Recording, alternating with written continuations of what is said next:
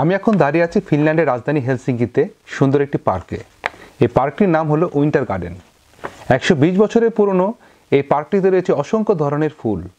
আজকে আপনাদের দেখাতে নিয়ে যাব এই সুন্দর হেলসিঙ্কির অপরূপ প্রাকৃতিক দৃশ্যগুলি। এই যে রোদে উজ্জ্বল পার্কটি দেখছেন, আর মাত্র 2 থেকে 3 মাস এরপরে এখানে আর কোনো সবুজ ঘাস বা গোলাপ ফুল দেখা যাবে না। তখন এখানে দেখা যাবে শুধু বরফ, বরফ আর বরফ।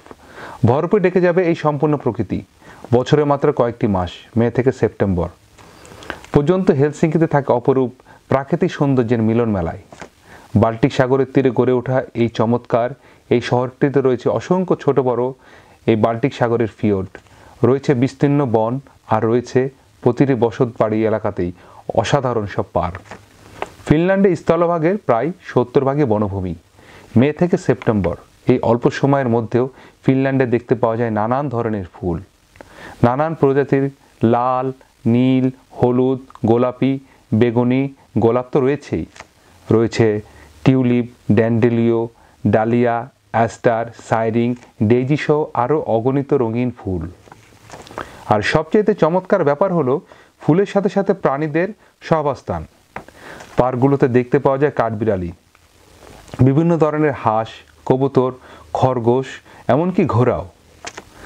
আজ আপনারা দেখতে পাবেন কিভাবে কাঠবিড়ালি এসে আমার হাত থেকে বাদাম নিয়ে যায়, হাঁসের পাল কিভাবে আমাদের পথ আটকে দাঁড়ায়, ঘিরে ধরে খাবারের জন্য, এবং দেখবেন কিভাবে আমার হাত থেকে তারা পাউরুটি খায়। সোয়ান নামে একটি রাজহাঁস ফিনল্যান্ডের জাতীয় পাখি। মিউট, হুপার, বিভিন্ন ধরনের রাজহাঁসের দেখা মেলে এদেশের লেক ও পার্কগুলোতে। ফিনল্যান্ডে যেমন রয়েছে ছোট বড় অসংখ্য বনভূমি, তেমনই রয়েছে অসংখ্য লেকও। সাধারণত হেলসিঙ্কিতে এসব লেকের তীরেই গড়ে ওঠে পার্ক। লেকে মানুষ সাঁতার কাটে, বিভিন্ন ধরনের খেলা খেলে, এবং তার মধ্যে অন্যতম হলো স্নোবোর্ডিং।